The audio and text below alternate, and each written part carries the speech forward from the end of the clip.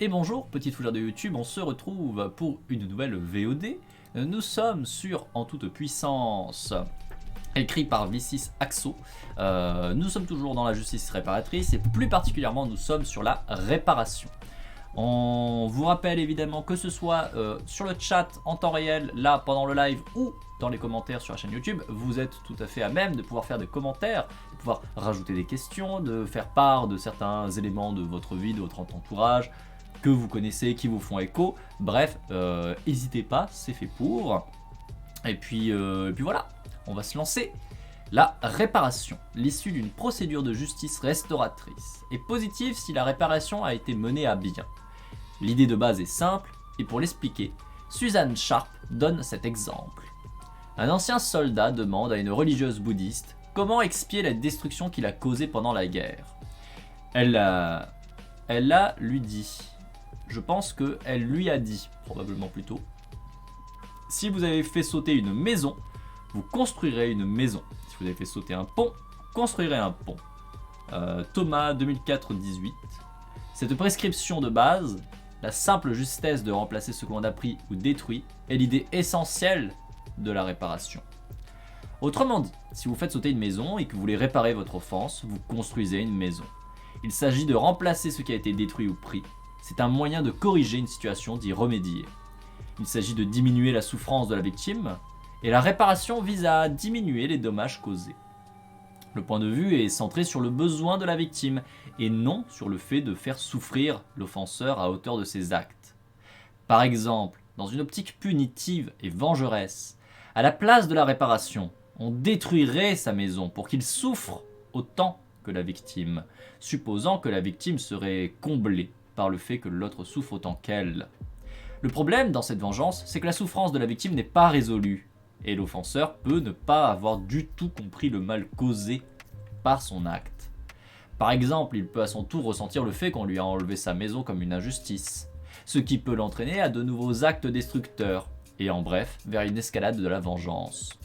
Ça, c'est quelque chose qui est très récurrent et qu'on avait déjà évoqué, alors notamment quand on parlait, avant de parler de justice réparatrice, quand on parlait de la justice en elle-même, quand on parlait notamment des outils répressifs, donc notamment quand on a parlé de la police, parce que à CAB, on parlait du fait que justement le problème à l'heure actuelle, c'est que notre système judiciaire, notre système de maintien de l'ordre, les forces de l'ordre, sont des outils qui sont utilisés non pas pour réparer, qui ne sont pas utilisés pour enlever ou en tout cas à minima diminuer la souffrance des personnes qui sont victimes de certaines choses, mais ce sont des outils qui sont utilisés notamment par le gouvernement pour maintenir l'État, pour en fait effectivement venir causer autant de tort à la personne qui a causé du tort que à la victime qui a eu du tort.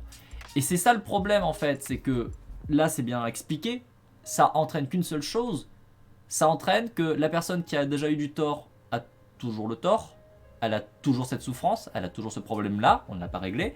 Et derrière, on vient potentiellement rajouter du coup de la souffrance et du tort à une personne qui certes a peut-être fait une connerie, plus ou moins grave, mais qui du coup va peut-être se mettre dans l'optique que finalement du coup autant mettre encore plus, puisqu'on lui a fait un sale coup, que ce soit justifié ou pas, peu importe. Mais du coup, vient l'idée que peut-être c'est jamais justifié, du coup, c'est peut-être pas très pertinent. Et qu'en fait on va juste rentrer dans une seule chose, c'est une espèce de cascade de la violence en fait, où on va jamais s'arrêter, parce que à chaque fois que du coup il va y avoir un sale coup, on va faire un sale coup encore plus en face, ou en tout cas équivalent, mais du coup la personne va refaire un sale coup, et on fait que accumuler ça, et en fait on ne sort pas de ça. Et c'est notamment vu quand on avait vu certains des témoignages, on avait notamment des gens dans le chat qui en avaient parlé, il y avait quelqu'un dans le chat qui avait justement eu un coup comme ça, qui avait en fait eu un problème avec quelqu'un, avait appelé la police, et la police a chargé un peu violemment la personne, il s'est retrouvé en justice, et justement la personne dans le chat disait mais j'ai demandé à ce qu'il n'y ait pas de peine de prison ou quoi que ce soit, et en fait, le juge s'en battait les reins et a fait tomber quelque chose. Et on était vraiment sur ça où on se rend compte que même si les victimes disent stop, en fait, on va arrêter là, on va arrêter de taper sur la personne, ça ne sert à rien. Même si elle m'a causé du tort, là, ce n'est pas utile. En fait, les outils qu'on a à l'heure actuelle pour maintenir l'ordre, les outils qu'on a à l'heure actuelle pour faire la justice, ne sont pas là pour ça. Ils sont pas là pour réparer, ils sont pas là pour gérer les enfants. Ils sont là pour faire respecter l'ordre. Et la manière qu'ils ont de faire respecter l'ordre, bah, c'est de faire peur. C'est de faire peur. Et faire peur, bah, ça passe par le fait de te dire que si tu merdes, tu vas en prendre plein l'os. Et le problème, c'est que ça marche même pas. C'est encore une fois très triste, c'est qu'on se rend compte que ce système-là ne marche même pas.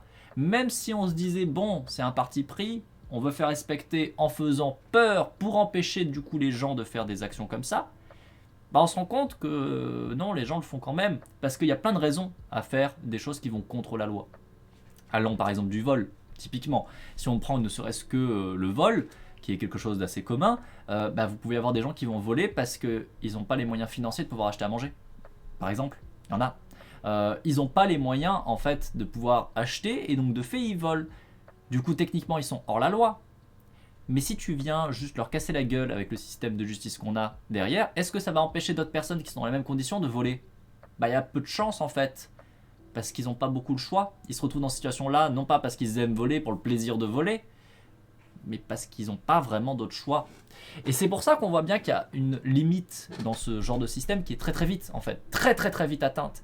Et c'est en ça que la justice réparatrice essaye de répondre, de dire bon bah écoutez, on voit que ce système-là, on le maintient depuis quand même des plombes, on voit que ça ne marche pas, est-ce qu'on peut essayer autre chose? Par exemple, bah réparer. Si on arrive à faire en sorte que la personne qui a causé du tort répare ce qu'elle a causé comme tort, bah en soi, c'est peut-être mieux. Parce que bah du coup, d'un côté, la personne qui a été victime, bah certes elle est toujours victime, mais elle a une réparation. Et un élément important avec la réparation, c'est que dans ce système-là, il faut que ce soit la victime qui dise ok, c'est bon, c'est réparé. C'est-à-dire que c'est pas non plus un acteur extérieur qui va te dire si c'est bon, machin il a fait ça donc c'est bon, maintenant c'est réparé, t'arrêtes de te plaindre. Parce que ça peut aussi se faire et c'est débile, hein, ça marchera pas. Parce que si la personne en fait elle a toujours sa souffrance en elle, c'est pas réparé, ça ne résout rien. Donc on reste toujours avec une personne qui est lésée au final et potentiellement derrière bah, t'as peut-être un individu qui a rien compris. Celui qui a causé le tort a peut-être toujours rien compris puisqu'il se dit bah c'est bon j'ai payé une amende puis voilà c'est réparé, allez bisous je me casse. Ce qui du coup est pas très pertinent d'un point de vue sociétal.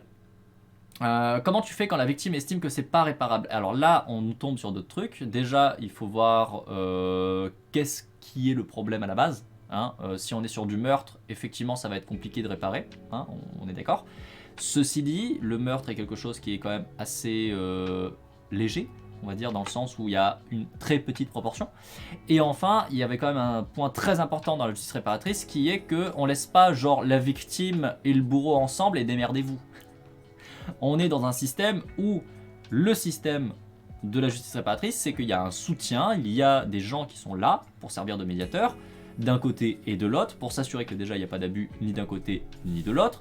Pour faire avancer, il y a un soutien psychologique qui doit être donné notamment à la victime. Enfin, on ne laisse pas les gens comme ça. Et c'est ça aussi qui permet d'avoir un système qui fonctionne. C'est parce que justement, on va pas juste dire aux deux gens, bah vous vous démerdez dans votre coin et puis vous nous faites pas chier. Non, non, on vient les soutenir.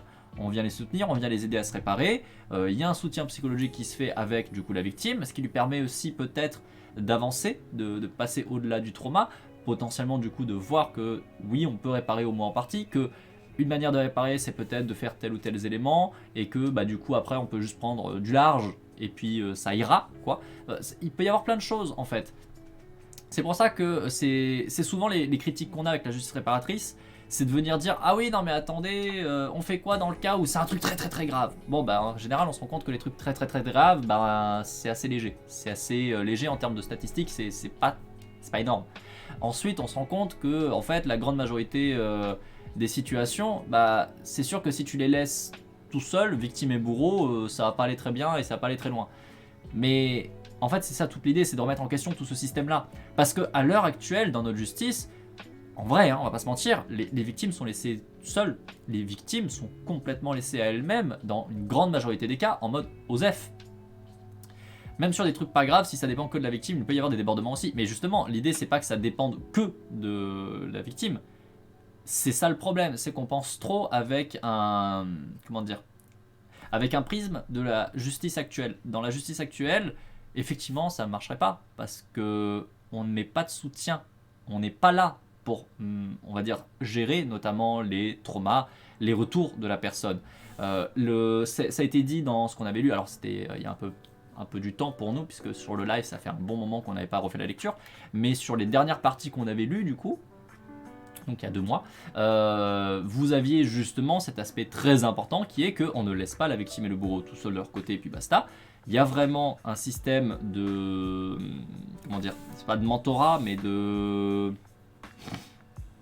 médiateur qui est mis en place pour justement empêcher les abus d'un sens comme de l'autre. Et de faire prendre conscience à la personne que ça peut être une bonne réparation, au moins en partie, et ainsi de suite. Et faire avancer les choses. Parce que, encore une fois, l'idée, c'est de permettre, d'un point de vue social, d'avancer. Et que du coup, c'est complètement débile de retomber sur un système où, en fait, au final, tu vas aller défoncer la gueule de l'agresseur, peu importe ce qu'il a commis comme agression, on va dire, qui du coup ferait juste une cascade de violence qui s'enfoncerait au fur et à mesure. On est là vraiment pour essayer de arranger les choses d'un point de vue sociétal et que vraiment ça a un impact. Et donc du coup il y a vraiment l'idée de ne pas laisser la victime avec juste le bourreau sans être là pour lui dire notamment non là tu vas trop loin, là t'abuses. L'idée c'est vraiment de faire un travail qui va se faire sur le temps, qui va peut-être prendre du temps, qui va probablement prendre du temps, qui va prendre des échanges, qui va demander beaucoup de ressources, beaucoup plus que les ressources que actuellement on met sur ces thématiques-là à l'heure actuelle, parce que justement à l'heure actuelle, la majorité des ressources qu'on met dans la justice et dans le maintien des forces de l'ordre, en fait, c'est dans le matos pour casser la gueule aux gens, c'est dans le côté, notamment la prison. C'est le fait de mettre comme ça autant de prisons. Aujourd'hui, si vous regardez les statistiques, vous avez une quantité phénoménale de gens qui sont en prison alors qu'ils ne sont même pas jugés, alors qu'ils ne sont même pas reconnus coupables. Et pourtant, ils sont quand même en prison. Ils sont quand même incarcérés. Et ça, c'est un énorme problème.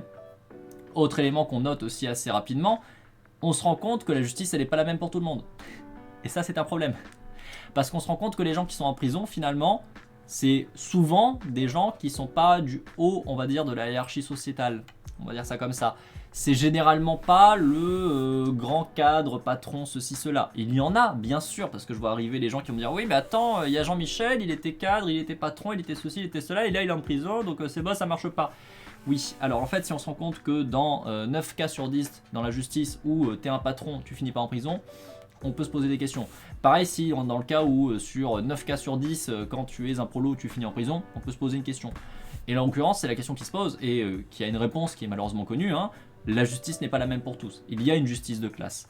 On a des gens qui font des, on va dire, des agressions à la loi, qui vont contrevenir à la loi, qui en fait sont assez bénignes quand on regarde le truc, qui peuvent parfois ne même pas avoir un impact du tout, parce que ça touche en fait le grand patronat et qu'en fait ça touche des ressources qui sont totalement négligeables pour ces gens-là, complètement. Et en fait, on se rend compte que comme ça touche au système, comme ça touche à des personnes importantes, ils vont se retrouver en prison, même pour des trucs assez bénins. A contrario, on se rend compte que des personnes qui sont justement des personnes importantes, qui sont bien placées, ils peuvent faire des trucs assez abusés, ils peuvent dépenser des thunes publiques, ils peuvent faire tout un tas de choses et se faire choper par la justice derrière. Et en fait, il se passe rien. On va leur dire ouais, non-lieu. On va leur dire oui, non, mais en fait, t'es condamné, mais c'est du sursis. Oui, bon, ok, en termes de statistiques de l'impact, c'est bien plus énorme, mais TKT, tu peux rester tranquille chez toi. Et c'est ça qui est ouf aussi, c'est de se rendre compte que la justice n'est pas la même pour tous et que ça vient par plusieurs éléments. Et on avait notamment notifié ça lors des lectures précédentes, c'est que ça vient notamment d'un point qui est très bête, mais qui vient assez logiquement. Être sous le coup de la justice, c'est être contrevenant aux lois. Sauf que les lois ne sont pas des lois qui sont universelles, en dehors de tout élément social, en dehors de tout élément, on va dire, méta-sociaux. Et donc, notamment, on se rend compte qu'en fait, les lois, elles sont faites par un seul type de catégorie de personnes. Ce sont les personnes qui, socialement, sont haut dans la hiérarchie. Les personnes qui sont, généralement, celles qui ne finissent pas en prison, ce sont les mêmes qui font les lois. Ce sont les mêmes qui participent de près ou de loin à ces systèmes-là. Et c'est ça aussi qui nous fait prendre conscience que c'est un système qui est extrêmement négatif. C'est qu'on est donc sur un système répressif, où on va attaquer, on va faire perdre aux gens qui ont commis qui ont été hors la loi, on va leur faire perdre quelque chose, on va les attaquer. Encore une fois, ça peut se tenir avec la réflexion qu'on avait dit tout à l'heure, mais bon, dans les faits, on voit que ça ne marche pas, mais admettons. On se rend compte que ça sert à ça, et on se rend compte que les personnes qui font les lois sont justement les personnes qui vont être lésées par ça. A contrario, dans l'autre cas, ça ne marche pas. Les prolos ne font pas de loi. Les prolos ne sont pas là et n'ont pas la capacité, parce qu'ils ne sont pas justement dans des institutions incroyables comme l'Assemblée nationale par exemple. En général, hein, après évidemment, encore une fois, vous pouvez avoir des cas particuliers. Vous allez me dire, oui mais attendez, il y a tel député, lui c'est un prolo. Oui très bien, sauf que ça ne change pas les statistiques. Quand en grande majorité, vous avez une certaine classe sociale qui est la classe qui s'occupe notamment de tout ce qui est loi et compagnie, vous verrez rarement des lois aller contre leur sens. Et c'est ce qu'on constate avec le système judiciaire. La justice, elle est complètement sympathique, très très très ouverte, avec les personnes issues de la politique, les personnes issues du grand patronat. A contrario, c'est la justice qui est la plus violente avec les pauvres, avec les personnes minorisées, avec les personnes qui ne sont pas du coup de ce monde-là. Pour avoir vu quelques procès filmés en Belgique, le fait que la personne ait un travail a l'air d'être méga important, si la personne va en prison ou non. En Belgique peut-être, en France pas forcément. En France, y a beaucoup de trucs où on dit que on s'en bat les reins parce que la personne est bien placée. Alors après, on peut parler aussi de qu'est-ce qu'un métier important. Ça aussi, ça se pose comme question. Parce que ça va changer beaucoup de choses apparemment si on parle de la Belgique. Je ne connais pas du tout le cas de la Belgique, hein, j'en sais rien. Mais du coup, si effectivement le métier est reconnu comme important, admettons, tu vas pas en prison. Ok. Sauf que du coup, qui définit qu'est-ce qui est un métier important ? Qui est-ce qui définit que ce métier est important, ce métier n'est pas important? Quels sont les tenants aboutissants? Quels sont les critères? Sur quoi est-ce qu'on estime qu'un métier est important? Et ça aussi, ça va poser beaucoup de questions, parce que si du coup tu es dans un système où, encore une fois, les personnes qui vont déterminer si c'est un métier important ou pas, ce sont les mêmes qui font les lois, il y a des chances que du coup, étonnamment, leur métier apparaisse comme étant un métier important. Ou que le métier de leurs potes soit reconnu comme un métier important. A contrario, il y a de grandes chances qu'ils ne reconnaissent absolument pas un métier comme important si c'est Jean-Michel le prolo en face dont ils n'en ont rien à péter.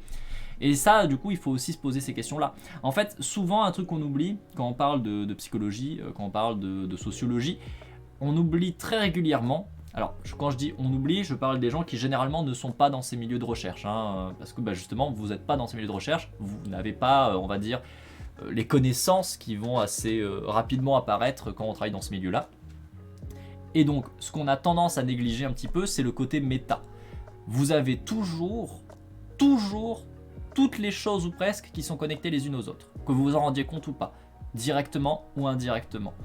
Quand vous êtes sur des points comme, la définition, qu'est-ce qu'un métier important? Vous vous rendez peut-être pas compte que finalement, un point important, c'est qui va définir ce qui est ce métier important. Un point important, ça va être de se dire quels sont les critères retenus. Au-delà de qui, quels sont les critères qui sont retenus. Au-delà de ça, tu vas pouvoir voir en fait que ça va toucher d'autres choses. Parce que du coup, si tu vas sur les personnes qui sont celles qui vont définir qu'est-ce qu'un métier important, en fait, ces personnes-là, de quel milieu est-ce qu'elles sont issues? Quel milieu elles valorisent? Quelles idéologies elles ont derrière elles? Est-ce qu'il y a des éléments sociaux un peu particuliers? Est-ce qu'on peut se rendre compte qu'il y a par exemple une certaine classe sociale qui est représentée plus particulièrement parmi ces personnes-là, et ainsi de suite. Et vous pouvez faire ça sur tout. Et en fait, vous vous rendez compte peu à peu qu'en fait, chaque élément de la société sont tous touchés les uns par rapport aux autres. Je pensais pas commencer à étudier l'importance de la méta en ergonomie. Bah oui. Oui, voilà, typiquement, alors là on va s'éloigner pour le coup, parce que je vais parler d'ergonomie et du coup ça n'a potentiellement pas grand chose à voir avec la justice réparatrice, mais effectivement quand vous travaillez en ergonomie, truc très con, vous vous dites, bon, la recommandation pour telle bonne position sur un emploi de bureau, c'est d'avoir un siège qui a telle inclinaison, et ainsi de suite. Ok. Sauf que là, tu te poses une question. Première question que tu te poses quand tu travailles en ergonomie, c'est sur quoi est basée cette norme? Sur quel type d'individu est basée cette norme? Est-ce que c'est basé sur une moyenne ou pas? Par exemple. Si c'est basé sur une moyenne, est-ce que c'est basé sur une moyenne, par exemple, genrée? Ce qui arrive. Typiquement, est-ce que les normes qu'on a actuellement, notamment publiées par l'État en ergonomie en France, ne sont pas basées sur les moyennes des hommes?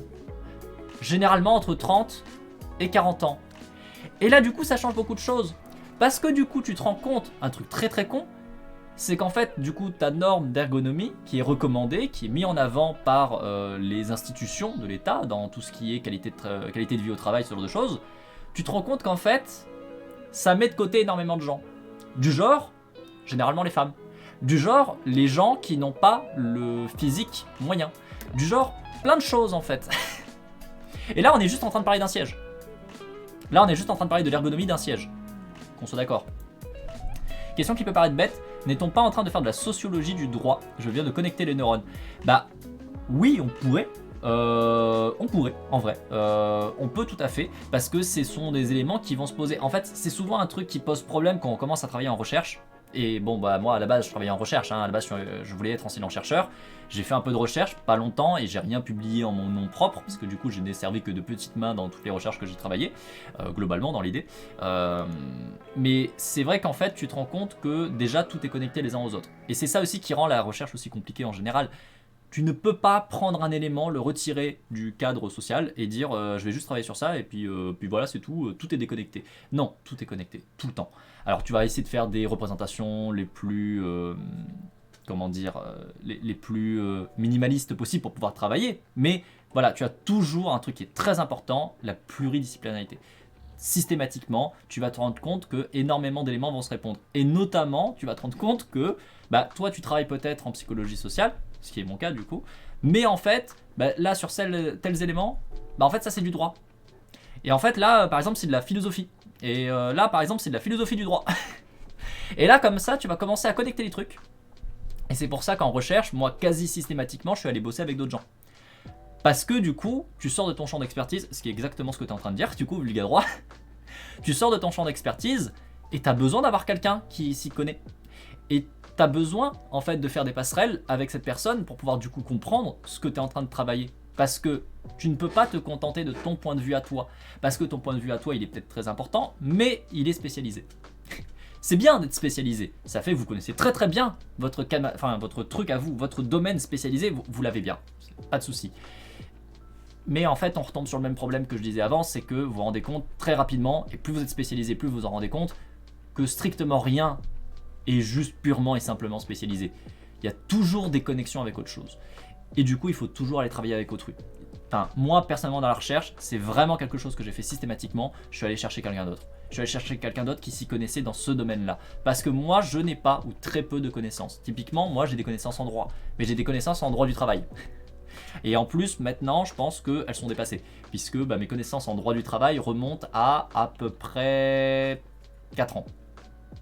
3 ans et demi, 4 ans. Et depuis, j'ai pas du tout fait de veille. Donc, je présume que je suis plus du tout à jour. Voilà, on va pas se mentir. Mais du coup, c'est vrai que en fait, tu te rends compte que tu es obligé d'aller chercher quelqu'un pour avoir des éléments, de retour. Et tu vas lui apporter autant qu'elle va t'apporter. C'est un truc qui est extrêmement important. Parce que sinon, tu vas pas te rendre compte de tout un tas de choses. Tu vas passer à côté de certains éléments. Que tu le veuilles ou que tu le veuilles pas, ça sera comme ça. Et c'est vraiment quelque chose qui est ultra important. Et là, quand on parle de justice réparatrice, effectivement, on parle pas juste d'un objet social. On parle d'un objet social, mais finalement, on parle aussi de comment est-ce que la justice actuelle est comprise, comment est-ce que la justice actuelle est façonnée.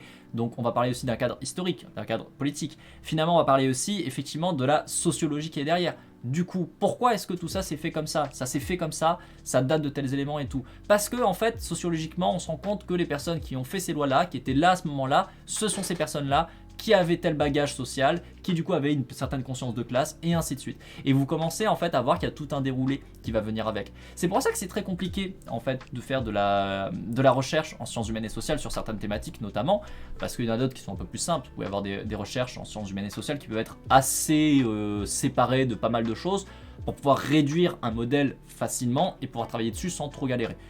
A contrario, il y a d'autres sujets où c'est très compliqué. Si vous allez sur un sujet comme, par exemple, la justice réparatrice, vous touchez énormément de choses. Parce que d'un côté, vous touchez les représentations sociales, déjà, de base. Qu'est-ce qu'une représentation sociale d'un coupable? Qu'est-ce que la représentation sociale d'une victime? Qu'est-ce que la représentation sociale de la justice? Parce que déjà, rien que ça, c'est déjà rigolo. Ça, déjà, il y a du matériel. Derrière, vous allez vous intéresser à, du coup, qu'est-ce que ça fait tenir comme système? Sur quoi ça repose comme système? Derrière, vous allez creuser en vous disant, bon, du coup, sociologiquement, qu'est-ce que ça ramène? On voit tels individus d'un côté, on voit tel autre individu de tel côté. Comment est-ce que ces objets-là interagissent les uns avec les autres? Et là, vous allez voir qu'en fait, vous allez toucher pas mal de choses. Parce que la justice, dans nos sociétés, est quelque chose qui est éminemment au centre. La justice n'est pas quelque chose, et le droit en général d'ailleurs, hein, là je parle de la justice parce qu'on est sur la justice réparatrice, mais le droit en général est quelque chose qui, au sein de nos sociétés, est extrêmement important. Parce que notamment, nous avons un truc très bête, hein, mais nous avons l'idée, nous avons la représentation sociale que la civilisation, de manière assez répandue, hein, c'est notamment, qu'on ait conscience ou pas, le droit. C'est notamment le fait d'avoir mis en place des lois, d'avoir mis en place un système juridique et ainsi de suite, pour maintenir la société ensemble et pour permettre justement des échanges à différents niveaux, hein, qui permettent de ne pas léser trop les uns les autres, qui permettent de vivre ensemble. La société, on peut pas juste dire ah bah c'est juste des gens qui sont côte à côte et qui vivent côte à côte. Point. Non. Si vous réfléchissez un petit peu, si vous creusez un petit peu votre représentation sociale en fait de qu'est-ce que la civilisation, qu'est-ce que la société, vous vous rendez compte que en fait, de près ou de loin, à un moment donné, vous allez penser au fait qu'il y a des lois et que c'est les lois qui vont garantir un espèce de contrat de relation entre les différents individus. Et c'est pour ça que c'est des choses qui sont particulièrement intéressantes à travailler, mais qui sont particulièrement immenses à travailler. C'est qu'en fait, on est vraiment sur des sujets, sur des matériaux, sur des représentations sociales, sur des objets sociaux qui sont au centre d'énormément de choses. Le fameux ordre social garanti par le droit, tout à fait, tout à fait. Et c'est pour ça qu'encore une fois, c'est très compliqué de venir toucher ça. Vous avez exactement la même chose dans nos sociétés, et je précise bien dans nos sociétés, et quand je parle de nos sociétés, je parle de nos sociétés occidentales, globalement européennes, même si on peut prendre aussi les États-Unis, ou même le Japon en vrai, mais c'est Japon déjà on s'éloigne pas mal, mine de rien, de nos représentations à nous. Mais bon, bref, ce sont des éléments qui sont très prégnants dans nos sociétés. Vous allez dans d'autres sociétés, par exemple dans certaines communautés en Afrique, dans certaines communautés en Asie, dans certaines communautés même en Europe, vous avez des communautés qui existent, qui sont en dehors, on va dire, des sociétés que nous avons, nous, l'habitude de voir, et pourtant qui vivent juste à côté de nous, hein, qui sont là dans nos pays, qui sont dans nos régions, et qui sont juste à côté, mais qu'on ne fait pas forcément conscience.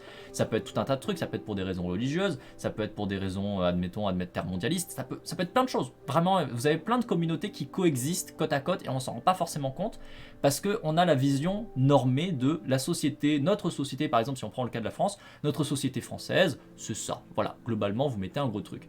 Mais en fait, vous vous rendez pas compte que peut-être que juste à côté, à 1 heure de route de chez vous, bah en fait, il y a un village alter. Il y a un village alter où du coup, vous avez tout un tas de personnes qui vivent sans utiliser de monnaie. Alors, ils ont forcément de la monnaie, ils ont un compte en banque ou quoi pour quand ils viennent, notamment dans les villes, bah voilà, la vôtre ou quoi. Mais en fait, dans leur petit village, bah, ils vivent pas forcément avec de la monnaie. Ils vivent avec une coopération extrêmement forte. Ils vivent avec tout un modèle de société qui en fait est pas vraiment du tout le même que le nôtre. Qui a des passerelles avec le nôtre, mais pas forcément sur certains points.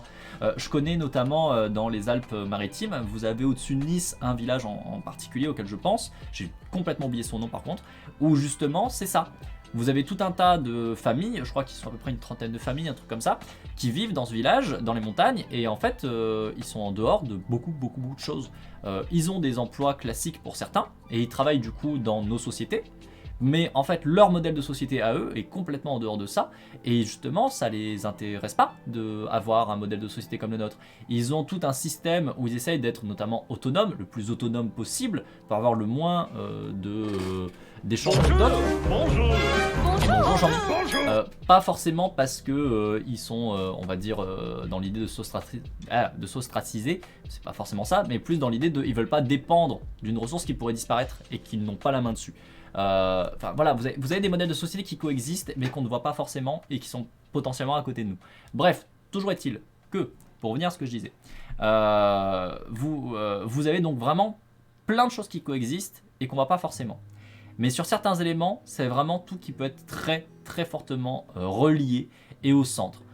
Et c'est ça qu'il ne faut pas oublier, et c'est pour ça que ça peut poser, on va dire, un peu problème quand on fait de la recherche là-dessus. Se rendre compte qu'il y a trop d'éléments qui sont rattachés et que du coup travailler dedans, bah déjà vous pouvez pas le faire tout seul. Truc très con, mais vous pouvez pas le faire tout seul. Vous allez forcément avoir besoin de collègues qui vont travailler sur d'autres champs de recherche pour vous permettre justement chacun de pouvoir avancer ensemble, de faire un travail ensemble, parce que seuls vous ne pourriez pas, ni les uns ni les autres. Mais à côté de ça aussi, c'est de voir que ça touche des éléments très particuliers de société qui peuvent être extrêmement durs à changer parce qu'il y a des représentations sociales dessus qui sont extrêmement fortes. Aujourd'hui, si on vous dit, écoutez, on arrête la justice telle qu'on la connaît, on arrête la justice répressive, on passe sur la justice réparatrice, là maintenant tout de suite, toute la France passe sur la justice réparatrice. Je pense que ça va poser beaucoup de problèmes à beaucoup de gens. Parce que pour beaucoup de gens, l'idée même de la justice, c'est la justice réparatrice, c'est la justice, pardon, pas réparatrice, c'est la justice qu'on a actuellement, qui va aller taper sur les coupables et ainsi de suite. Et si on leur dit, bah non, du coup on va essayer de réparer les choses, donc on ne va pas défoncer la gueule des coupables, déjà punitive, merci, ça va poser problème parce que les gens vont se dire, mais attends, mais c'est pas bien, c'est pas juste. Parce que dans leur vision des choses, la justice c'est ça, c'est la justice punitive. Et rien que l'idée même de pouvoir passer sur un autre modèle leur est pas possible parce que pour eux, ce n'est pas la justice. C'est en dehors de ce qu'est la justice. Alors qu'en fait, la justice c'est en soi quelque chose de beaucoup plus large. Il y a plein de manières de voir et de travailler la justice. Et évidemment, la justice réparatrice, c'est celle qui personnellement a un peu ma préférence parce que c'est quand même vachement mieux. Hein. C'est mieux si on peut ne pas taper sur des gens. Surtout qu'encore une fois, en plus, la justice punitive, on voit que factuellement ça ne marche pas. Enfin, ce n'est pas efficace. Enfin, voilà. Même en dehors d'une société organisée altermondialiste déclarée, dans la campagne, le médecin qui se fait payer avec un poulet, une bouteille de vin, c'est un truc qui se faisait quand j'étais petit. Mais bien sûr, mais complètement.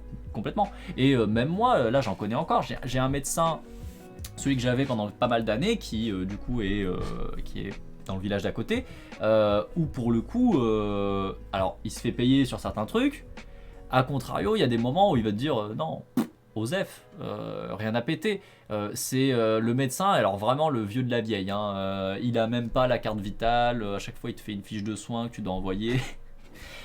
Mais typiquement là quand il y a eu toutes les grèves et compagnie qui sont faites, lui il l'avait dit, rien à péter moi des grèves de médecins, hein.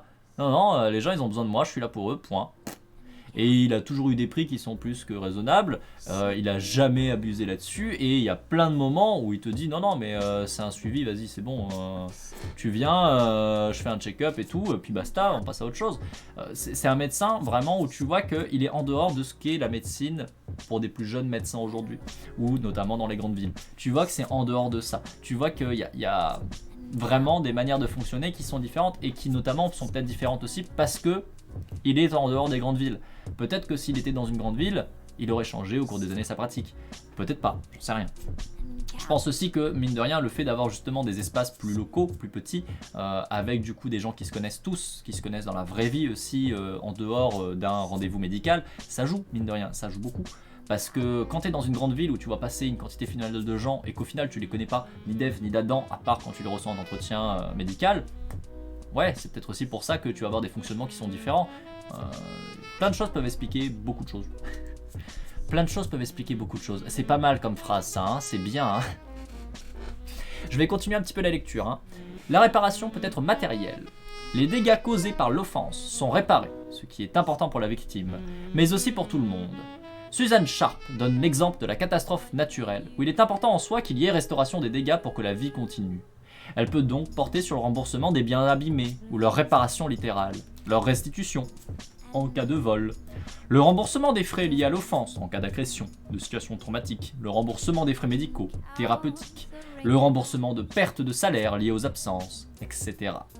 Des dons d'argent, ou de temps de travail bénévole à des associations liées à ce genre d'offense, aide aux victimes, associations militantes, etc. Cette réparation peut aussi être un symbolique.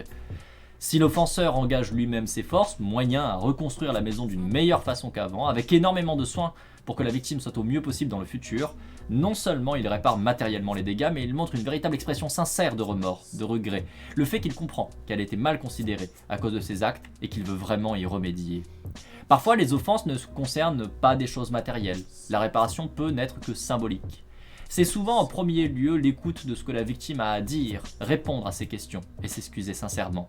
Cette réparation symbolique de l'excuse ne sert pas seulement à l'offenseur à montrer sa bonne volonté, mais dans le cas où la communauté est présente, c'est aussi une déclaration morale à la communauté selon laquelle elle avait raison, les victimes, et que l'autre, l'offenseur, avait tort.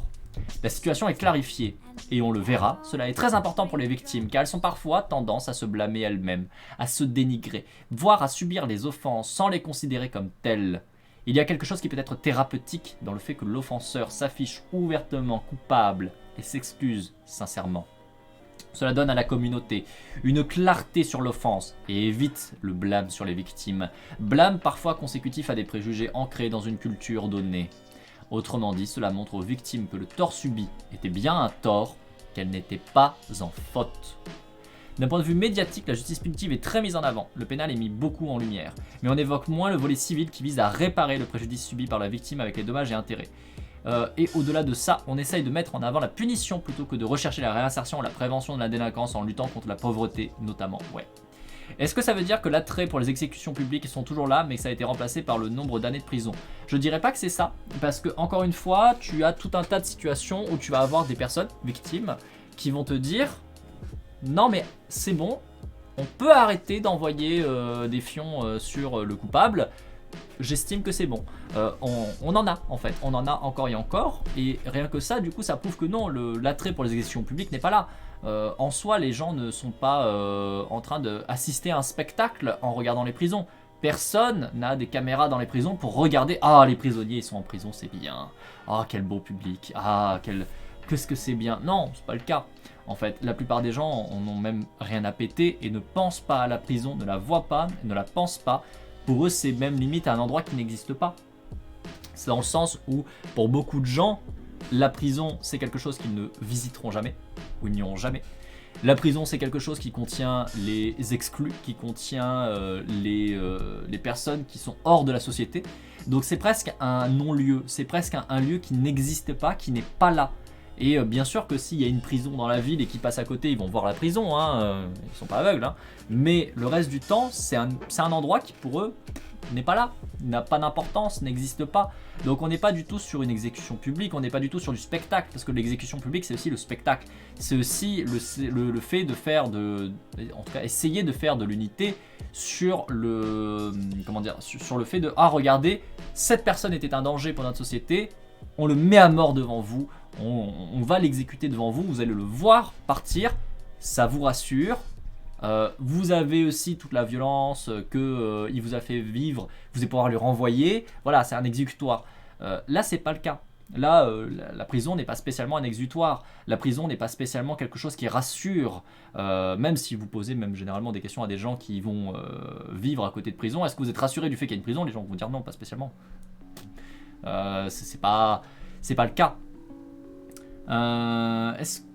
Après, j'ai l'impression que les victimes sont certaines fois moins demandeuses de vengeance que d'autres personnes qui veulent combattre au nom des victimes en mode paladin mal placé. Tout à fait, tout à fait. Parce que vous pouvez avoir notamment, encore une fois, cette vision de la justice qu'il faut faire payer. Alors que c'est pas pertinent. Encore une fois, quand on regarde en termes de statistiques, en fait, beaucoup de gens qui vont payer, bah finalement, ils ont beau payer, ça va juste les mettre dans une spirale qui n'est pas forcément très bénéfique. Typiquement, on a des chiffres qui montrent quand même que la prison, c'est le meilleur endroit où se radicaliser. C'est con. Parce que du coup, l'idée, c'est que généralement, on met des gens dedans pour leur dire arrêtez de faire des conneries contre la société. Sauf que du coup, d'après les stats qu'on a priori, c'est le meilleur endroit pour du coup être sûr que la personne va être la plus toxique et la plus dangereuse après pour la société. Ou en tout cas, la plus en dehors de la société. Donc déjà, on pourrait se dire tiens, c'est con, ça marche pas. Rien que ça, hein, c'est dommage, faudrait peut-être voir autre chose, bon, on le fait pas. C'est vrai que souvent les victimes, elles ont qu'une seule envie, et ça a été dit là d'ailleurs, c'est que elles veulent qu'on oublie un petit peu ça, qu'on parle pas de ça, parce qu'elles le voient comme un tort. Pour elles, elles le voient comme elles étant en tort. Vous avez un renversement sur certaines particulièrement choses qui est assez violent dans la société. Typiquement, si on va parler sur la misogynie, on va parler sur les violences sexistes et sexuelles, vous avez très régulièrement les femmes qui ont été victimes qui se sentent coupables d'avoir été victimes, ce qui n'a aucun sens, qu'on soit d'accord. Mais elles le sont parce que la société leur envoie dans la gueule, parce qu'on a une société patriarcale et misogyne, que « Ah ouais, mais t'as vu ta coupe de cheveux ? Ah ouais, mais t'as vu ta tenue ? Ah ouais, mais t'as vu ceci, cela ?» et ainsi de suite. Et donc du coup, la victime, en fait, se sent coupable. La victime a l'impression d'être coupable de ce qu'elle a subi. Elle a l'impression que finalement, ce qu'elle a subi, elle l'a subi parce qu'elle l'a permis. Parce que elle a fait quelque chose qui a fait ça. Et ça pose problème quand même dans notre société qu'on en soit là. Enfin, moi, il me semble que quand même, c'est un tantinet important qu'on travaille là-dessus. Et la justice, telle qu'elle est actuellement, punitive, ne permettra jamais de travailler là-dessus. Jamais. Parce qu'on est sur ce système de punition, on est sur ce système de on va aller taper sur quelqu'un qui a fait du tort. Et du coup, si vous avez des victimes qui se sentent coupables, bah en fait, elles vont vouloir se taper elles-mêmes avec cette vision-là de la justice. Elles vont se dire que finalement, la douleur qu'elles ressentent, elle est justifiée. Elles payent pour leurs erreurs, alors qu'elles sont victimes. Vous voyez à quel point on est sur une vision de la justice qui est débile, qui ne fonctionne pas. La justice réparatrice, là-dessus, elle permet d'avancer justement. Puisque bah, déjà, elle va permettre à la victime de se rendre compte que non, tu as subi quelque chose. Tu as subi une agression. Tu n'es pas responsable ni de près ni de loin. On t'a infligé quelque chose. Donc déjà, ça existe et tu n'es pas coupable. Et derrière, ça va lui permettre de passer après au-dessus de cette douleur. De pouvoir passer au-dessus potentiellement de ça. Autre élément que j'ai pas forcément fait un focus dessus mais qui est important et qu'on n'a pas encore parlé là vraiment. Tout à l'heure on en parlait un petit peu mais je suis passé très vite dessus parce que j'étais pas focus là-dessus. On a parlé du fait de oui mais quand on ne peut pas réparer. Et moi notamment je vous ai parlé par exemple du meurtre ou quoi. Bien sûr que même avec la justice réparatrice, vous aurez toujours des situations où vous ne pourrez pas réparer. Par exemple dans le cas d'un meurtre. Mais est-ce que le système actuel de justice punitive va permettre d'éviter ça ? La réponse est non. Non, ça ne marche pas. Ça ne marche pas parce que ça fait quand même des plombes qu'on a un système qui est punitif. On a toujours des meurtres, on a toujours des viols, on a toujours des choses horribles qui peuvent ne pas être réparables. On en a toujours et on en aura toujours. Ça sera toujours une quantité microscopique, petite, très petite par rapport à la quantité de gens qui à l'heure actuelle sont punis par la justice, mais il y en aura toujours. La justice réparatrice, l'intérêt, c'est qu'elle va permettre d'esquiver beaucoup de gens en prison, par exemple. Elle va permettre d'esquiver beaucoup de personnes qui sont punies par la loi à l'heure actuelle et qui ont potentiellement la capacité de se réparer. Et qu'à l'heure actuelle, on ne permet pas de réparer. La justice réparatrice a cet intérêt qu'elle sera plus juste, même si bien évidemment on ne pourra pas éviter des choses irréparables. Il y en aura toujours. Malheureusement, c'est comme ça. Mais vous aurez à un moment donné quand même un point important, c'est qu'à l'heure actuelle beaucoup de gens sont sortis de la société, beaucoup de gens sont des parias au sein de la société, beaucoup de gens sont des parias parce que ils sont les offenseurs, ils sont les personnes qui ont commis quelque chose, mais beaucoup d'autres personnes sont en dehors de la société parce qu'elles sont les victimes, et que du fait d'avoir été une victime, elles sont mises en dehors, parce qu'elles se mettent en dehors, parce que la société les met en dehors, pour plein de raisons. Avec un système de justice réparatrice, tout ça, vous en skippez une énorme quantité. Vous allez pouvoir nettoyer drastiquement tout ça. Pour l'instant, c'est juste un gros tas de merde dans un coin où en fait, on punit les gens. Donc finalement, les victimes, elles sont toujours mal. Les offenseurs, ils sont toujours mal et ils sont toujours offenseurs. Et puis du coup, ça fait un gros tas de caca là-bas dans le coin de la société, mais on regarde pas trop en disant non mais t'inquiète, on va mettre plus de prison, ça va marcher. Mais non mais t'inquiète, on va frapper un peu plus fort, ça va marcher. Et en fait, ça fait que grossir ce tas de caca. Encore et encore. Alors oui, je sais, j'utilise des métaphores magnifiques, m'en voulez pas. Mais du coup, si on va sur un système de la justice réparatrice, il y aura toujours effectivement des gens qui seront coupables de choses qu'on ne pourra pas réparer. Il y aura toujours des gens qui seront des parias d'une certaine manière au sein de la société. A contrario, il y aura une très grande majorité où on aura pu résoudre la situation et que du coup, ça aura apporté aussi bien à la victime qu'à l'offenseur en permettant à la société d'en sortir plus fort, plus grande, plus respectueuse, plus propre. Et là, à l'heure actuelle, c'est pas le cas. Et du coup, bonjour Ultracule, j'espère que tu vas bien. Tu es donc pour la peine de mort? Pas du tout. Quoi? Pas du tout. Pas rassuré de ne voir la personne qui nous fait du mal, mais pas besoin de mettre en prison. Oui, complètement.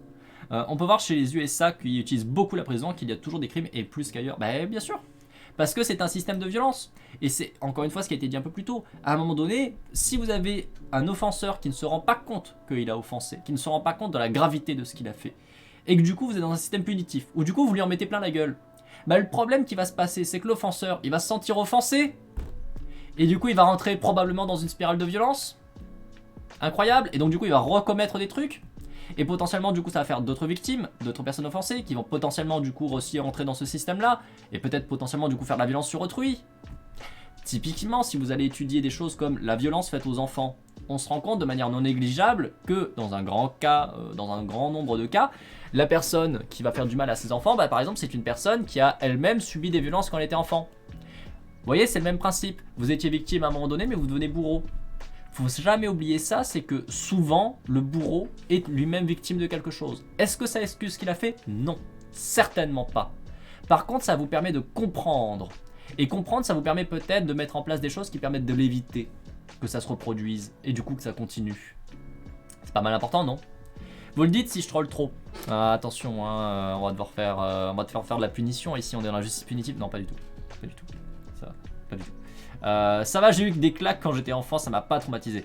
Oui, pareil, alors ça, c'est un autre truc qu'il va falloir travailler un jour, c'est que les gens comprennent que tout le monde n'est pas équivalent. Mais bon, ça c'est encore autre chose. C'est pas forcément le sujet du live, mais c'est une bonne remarque à mettre en avant parce que c'est vrai que c'est quelque chose qu'on entend assez régulièrement. Vous allez avoir des gens qui vont dire non mais attends, moi j'ai pas vécu comme une enfance, donc le vis pas comme une offense. Oui, mais en fait on s'en branle. On s'en tape royal. Le problème c'est que c'est pas à l'offenseur de dire est-ce que j'ai offensé ou pas. Hein. C'est le même principe, là il y a quelques temps sur Twitter, j'ai fait un autre tweet qui a apparemment attiré des gens. C'est pas à quelqu'un de dire est-ce que t'es allié de telle ou telle communauté. C'est pas à toi de dire est-ce que t'es un allié. C'est aux personnes de la communauté de te dire est-ce que tu es un allié. L'offenseur c'est pareil, c'est le même principe. C'est pas toi qui va dire est-ce que j'ai offensé ou pas. T'en sais rien en fait, c'est tout le principe du truc, tu n'en sais rien, bordel de merde. Il faut écouter les gens en face. Si les gens en face te disent je me sens lésé, je me sens offensé, que tu le veuilles ou que tu le veuilles pas, tu l'as fait. Que c'était ton intention, pas ton intention, tu l'as fait. Point. Donc maintenant, on peut essayer d'avancer, on peut essayer d'échanger, on peut essayer de se comprendre les uns les autres, et du coup d'essayer de réparer la chose, ce qui est bien. Ou alors on peut décider qu'on est un connard, on en a rien à foutre, et on dit à la personne non mais t'avais pas à être offensé, donc nique ta race. Mais là du coup bah, c'est pas très bien, c'est pas très intelligent, c'est pas très pertinent, et puis ça fait pas avancer les choses. Hein. C'est un peu nul, hein. Voilà. Je continue la lecture. Le fait que l'offenseur exprime ouvertement et sincèrement sa responsabilité, ainsi que ses remords, représente aussi le fait qu'il renonce publiquement à l'avantage qu'il a obtenu par ce tort, et offre le respect qui a été refusé à la victime lors de l'acte. Par exemple, lors d'un harcèlement, un offenseur peut s'acharner sur une victime parce que cela nourrit en lui un sentiment d'importance, de supériorité, lui procure un sentiment de contrôle sur autrui via la domination. Dire ouvertement que c'était irresponsable, qu'il le regrette, c'est annuler le fait que cela le rendrait effectivement supérieur, ou que la victime était perçue comme inférieure.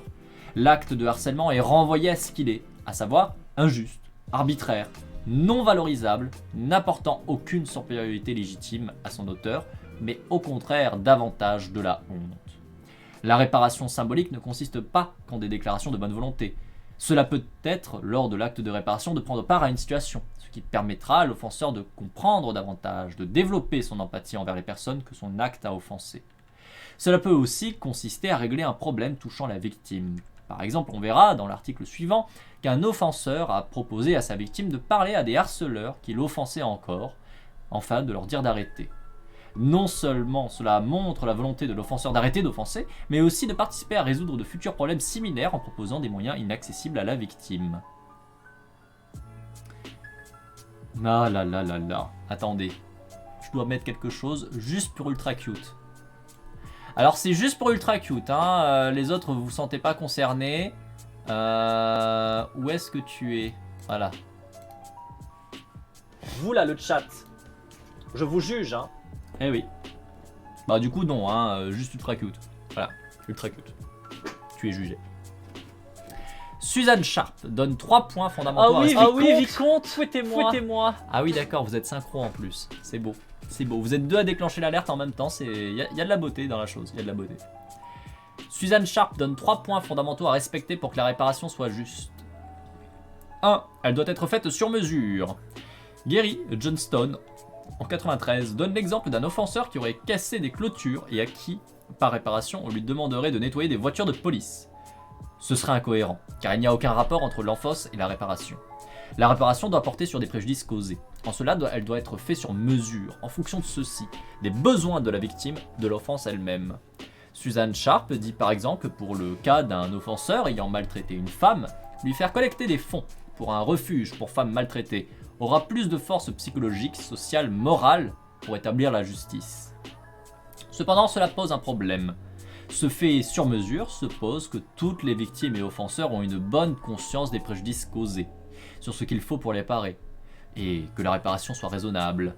Or, Braithwaite en 2002 et Dumortier en 2003 remarquent que les délinquants acceptent parfois de mener des réparations déraisonnables dans le but d'éviter des poursuites pénales, par ignorance ou encore par pression parentale. Ils conseillent alors de poser une limite supérieure consistant à ne pas dépasser les peines appliquées par les tribunaux pour la même infraction. Le principe de proportionnalité de la justice habituelle, c'est-à-dire que la sévérité d'une sanction soit en corrélation avec la gravité d'une faute, est à réinterroger à chaque affaire. Par exemple, dans la justice restauratrice, un cambriolage peut tout aussi bien être vécu de façon très mineure par une victime comme être fortement traumatique pour une autre. Ainsi, les réparations ne seront pas les mêmes, quand bien même le délit serait approximativement la même. Tu utilises le mécanisme de dissonance cognitive à fond dans ce cas, de qui que quoi, par rapport au fait de te faire collecter des fonds pour des refuges pour femmes. Alors je me suis permis juste d'aller regarder vite fait Discord. Ça fait beaucoup de post-it. Et Tilwen, il y a beaucoup de post-it. Mais il y a encore un peu de place à côté du marteau de Warhammer. Il y a encore de la place. Je pense que tu devrais en mettre tout le long. Voilà, c'était le seul retour que j'avais à faire. C'était très important. Je crois qu'on avait le même bureau. À une époque, j'avais un bureau qui ressemblait un peu à ça. En vrai. Et je me demande vraiment si on n'a pas eu le même bureau.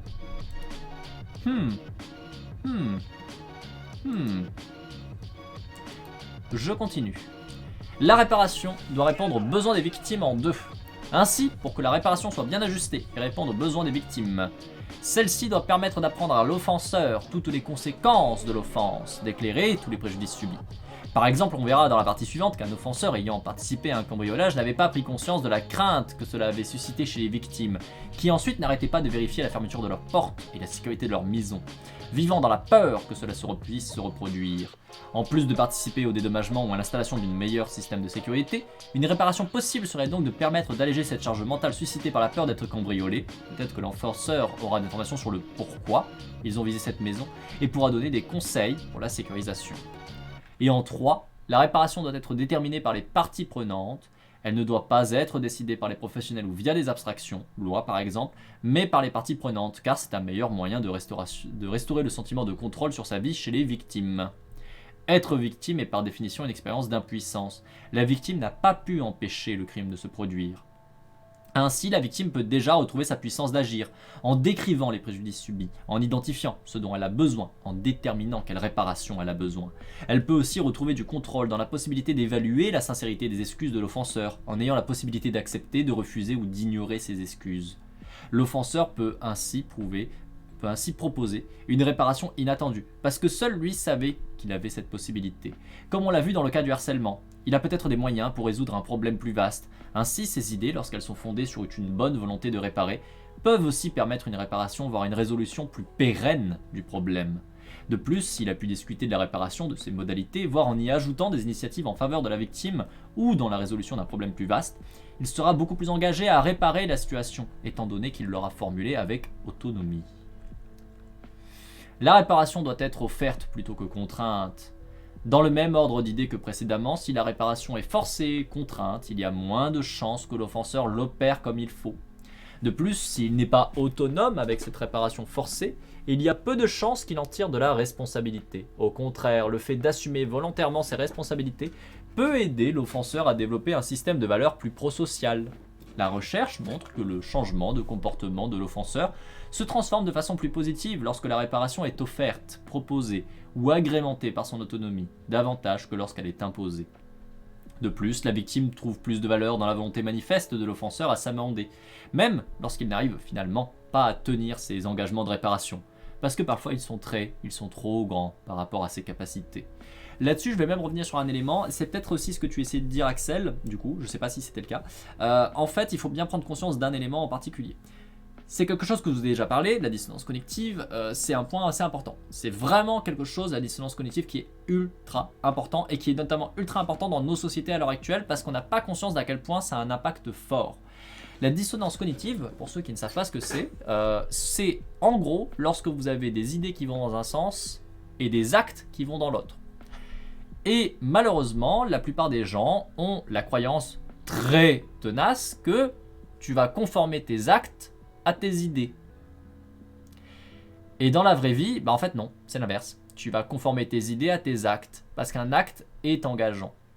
Et là, quand vous parlez notamment tout à l'heure du fait de demander à quelqu'un qui a fait des violences sur des femmes d'aller collecter des fonds pour un refuge pour femmes, donc du coup de faire un acte plutôt propre envers les femmes, ça va l'engager. Ça va l'engager et ça va probablement avoir beaucoup plus d'impact sur ça, sur lui, qu'il ne pourrait le croire. Parce que forcément, quand vous allez commencer à collecter des fonds pour un refuge pour femmes, vous allez forcément voir certaines problématiques, vous allez forcément parler de certaines problématiques. Les personnes à qui vous allez parler pour essayer d'avoir des dons, vous allez forcément devoir argumenter sur pourquoi il faut donner. Et donc tout ça, ce sont des actes engageants qui vont vous mettre dans un état de dissonance cognitive dans le cas où vous avez fait avant une violence envers des femmes. Ça va vous mettre dans un état où il va falloir résorber cette dissonance cognitive parce que le corps et l'esprit ne supportent pas d'être en dissonance cognitive. C'est absolument pas agréable du tout pour l'esprit humain de voir qu'on pense un truc et qu'on fait autre chose. Ça ne marche pas, c'est pas bien. Donc vous aurez toujours une réduction de la dissonance cognitive qui va se mettre en marche. Toujours, systématiquement. Donc si à un moment donné vous faites des actes engageants pour les femmes, il y a de grandes chances que ça vienne faire forcer un petit peu la conformité au niveau de vos idées. Vos idées vont se rapprocher de vos actes, parce que c'est comme ça, encore une fois, que ça marche.